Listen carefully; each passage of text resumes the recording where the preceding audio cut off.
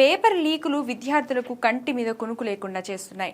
ఇప్పటికే నీట్ పరీక్ష రద్దవడంతో దాదాపు 23 లక్షల మంది మెంటల్లీ సఫర్ అవుతున్నారు.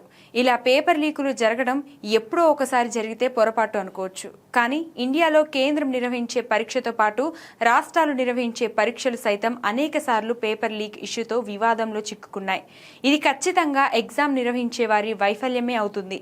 నిజానికి పేపర్ లీక్ ఘటనలు అనేక దేశాల్లోనూ కనిపిస్తున్నాయి.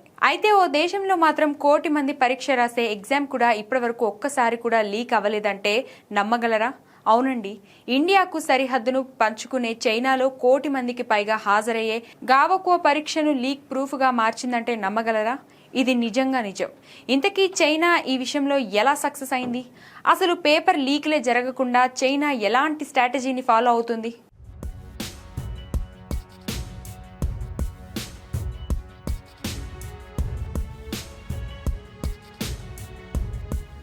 చైనాలో ప్రతి ఏడాది జూన్ వచ్చిందంటే దేశం మొత్తం ఒక విచిత్రమైన సైలెన్స్ లోకి వెళ్ళిపోతుంది. కోట్లాది మంది విద్యార్థుల జీవితాన్ని మార్చే గావోకో పరీక్ష కోసం విద్యార్థులు సిద్ధమయ్యే సమయం అది. గావోకో అనేది చైనాలో జరిగే జాతీయ స్థాయి యూనివర్సిటీ ప్రవేశ పరీక్ష. ఇండియాలో ఐఐటి కోసం జేఈఈ ఎలా ఉంటుందో, మెడికల్ సీట్ల కోసం నీట్ ఎలా ఉంటుందో, చైనాలో దాదాపు అన్ని ప్రముఖ యూనివర్సిటీల్లో అడ్మిషన్లు పొందాలంటే గావోకోలో మంచి ర్యాంక్ తప్పనిసరి. ఈ ఒక్క పరీక్షే అక్కడి విద్యార్థుల భవిష్యత్తును నిర్ణయిస్తుంది.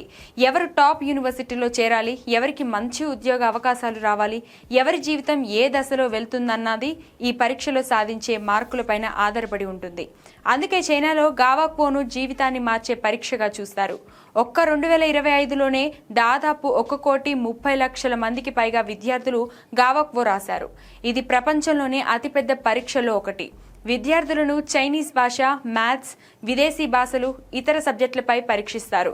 ముఖ్యంగా మ్యాథ్స్ ఎగ్జామ్ చాలా టఫ్గా ఉంటుంది.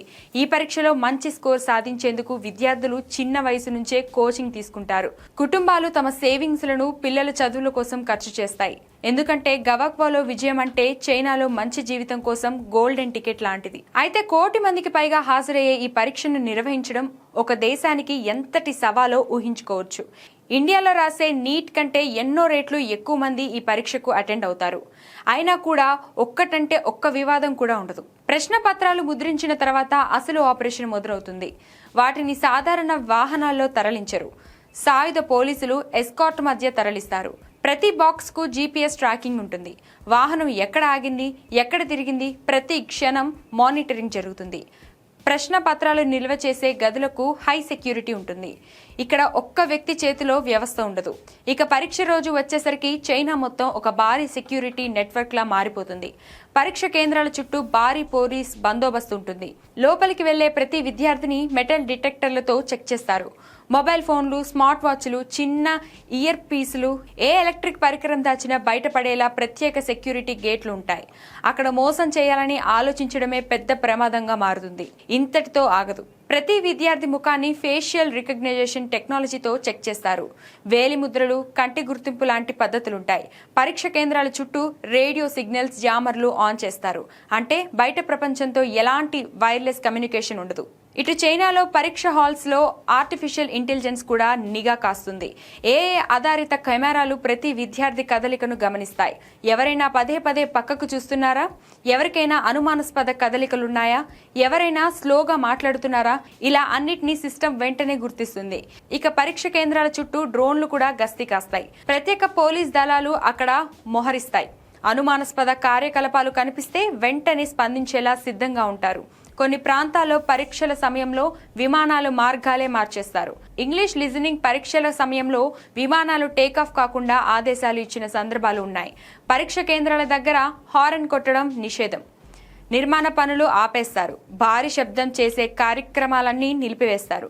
పరీక్ష జరుగుతున్న కొన్ని గంటల పాటు మొత్తం ప్రాంతం పిన్ డ్రాప్ సైలెన్స్ పాటిస్తుంది. ఇటు చైనాలో పరీక్షలో మోసం చేయడం అతిపెద్ద నేరం. అక్కడ చీటింగ్ చేస్తే 3 ఏళ్ల నుండి 7 సంవత్సరాల వరకు జైలు శిక్ష పడే అవకాశం ఉంది. భారీ జరిమానాలు ఉంటాయి. జీవితాంతం కొన్ని పరీక్షల నుంచి నిషేధం విధించొచ్చు. మోసానికి సహకరించని అధికారులు కూడా తప్పించుకోలేరు. అందుకే అక్కడ ప్రశ్నపత్రం లీక్ చేయాలని ఆలోచించడమే చాలా మందికి భయంగా ఉంటుంది. మరోవైపు భారత్లో వరుసగా ఎగ్జామ్ లీక్ వివాదాలు విద్యార్థుల జీవితాలను కుదిపేస్తున్న వేళ ప్రపంచం చైనా వైపు చూస్తుంది. ఇలా ఒక ప్రశ్న పత్రాన్ని కాపాడేందుకు మొత్తం దేశాన్నే కదిలించే వ్యవస్థ ఇండియాలోనూ రావాలని విద్యార్థులు కోరుకుంటున్నారు.